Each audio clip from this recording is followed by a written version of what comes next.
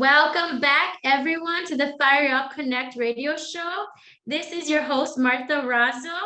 In the previous section, we talked with Eliud Guzman about her incredible expansion of businesses for business strategy. Her story was amazing. Now we want to talk about marketing and how that looks in terms of strategy and scaling up your business.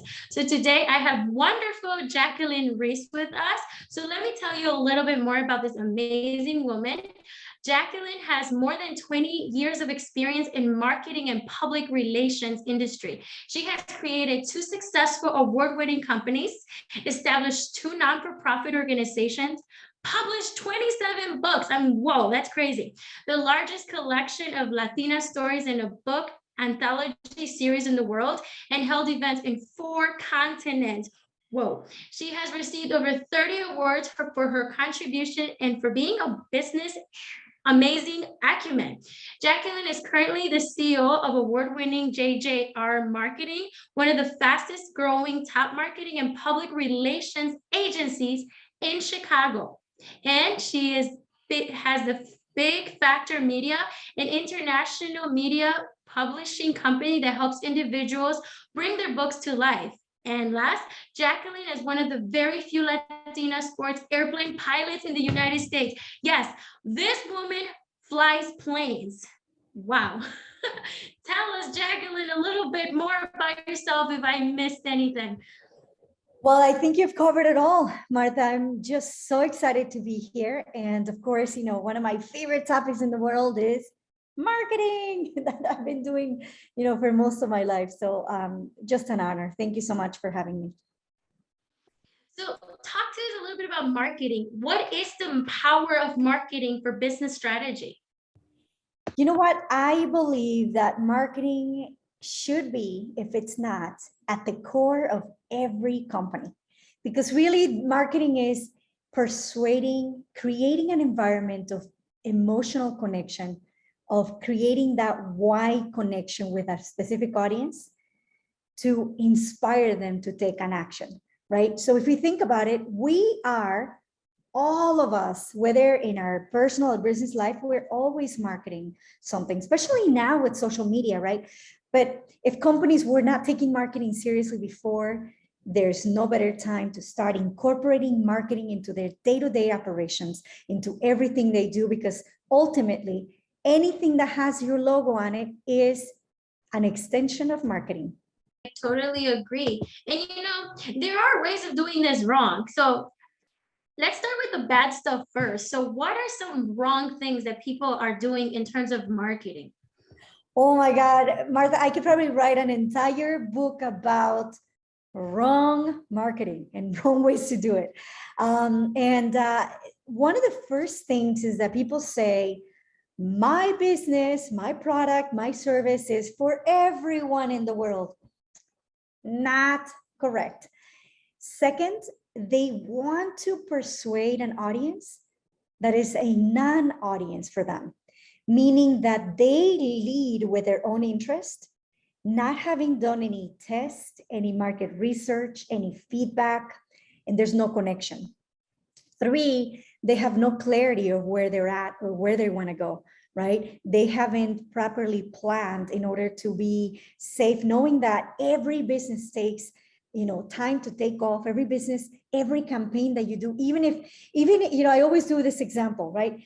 Let's say that you're standing on the street and you're saying, everybody, $100 bills, free. There's no strings attached. There's nothing. However, you will still have to create a campaign to convince and have the trust of people, even if you're giving them $100 bills.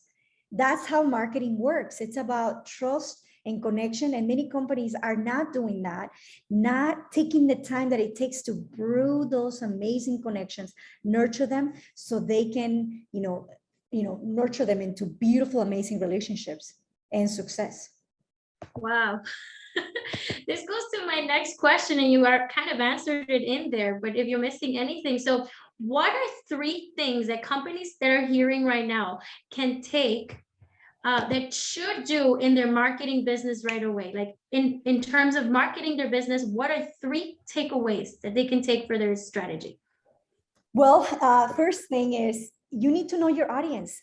Believe it or not, it sounds like something so basic, but you need to know who they are. If you sit down and if you analyze the top 20 clients you have and analyze them by demographic information, where do they live, how old they are, what are they, where, what kind of services they purchased. And if you analyze them even deeper on psychographic information, what are they going through when they think of me or they think somebody like me? From that exercise alone, you'll gain a world of knowledge and wisdom in order to connect with them and replicate that same pure, amazing audience. Second, you need to start marketing right now. You need to commit to a regular schedule. You can't just say, oh, I'll do a post now and I'll do a post, in 3 weeks from now. No. Executional marketing, in my 5 types of marketing methodology, states that the executional marketing must be deployed in regular intervals. That is probably the most important commitment of a business, to say, you know what, I'm in business, I mean it, and I'm going to communicate with my audience on a regular basis in regular intervals. I have been doing a newsletter for 167 months, and I've never skipped a beat, not even a month, because I know that when the client is ready and I've provided so much value, they raise their hand and say, I'm ready. So they create a sense of expectation. They expect it after 167 months.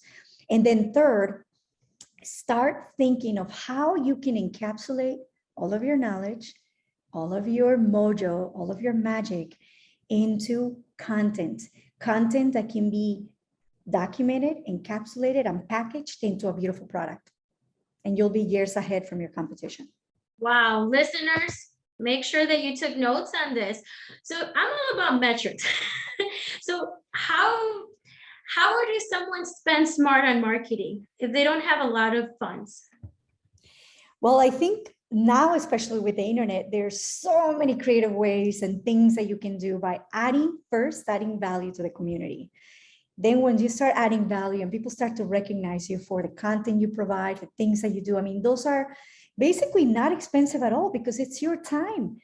Meaning, I mean, your time is expensive too, but meaning that you don't have to pay thousands and thousands and thousands. I mean, you can literally sit down and document your journey, encapsulate it, package it up into little blogs, little things that provide value to other people, that allow them to raise their hand and say, I want to work with you. And I think, content is king. And if everyone watching, listening to this podcast and listening to this episode thinks of how much value do I have to give to other people?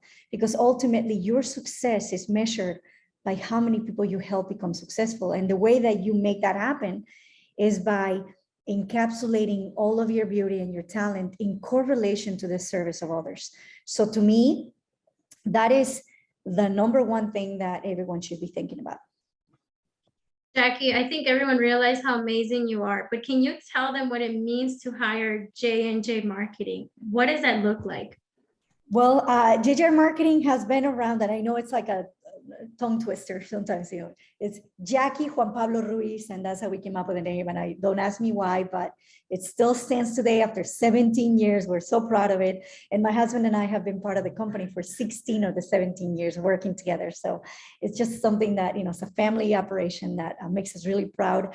But what it means is to have fast, passionate, creative team that can make things happen. If you need something, you're like, I need this, we jump in and make it happen. So there's no resistance between your divine downloads and ideas and inspiration and the manifestation. And we work around the clock. Sometimes we're answering at 8 o'clock at night, 7 o'clock in the morning, because we get it. You're running your business and you have those inspirations, and you need a team that helps you land and make it happen. Not to use my pilot wording, but yes, it's always about landing. And I am a testimony for Jacqueline's great work. So we hired JJR Marketing, and we have 117 placements to Yahoo.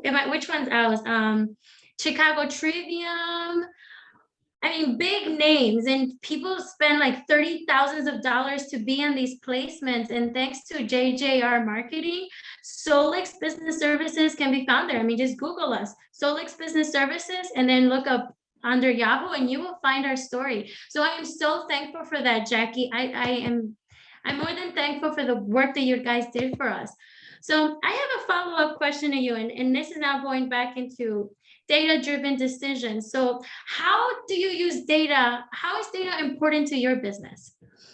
You know, data, just like in any business, and I've been so mesmerized by you and Mariam, you know, for the work. I mean, two mathematicians bringing their magic to businesses and really helping understand what it is, you know, what is the break-even point and all of that. And that is important for my business as well, right? What is that profit margin?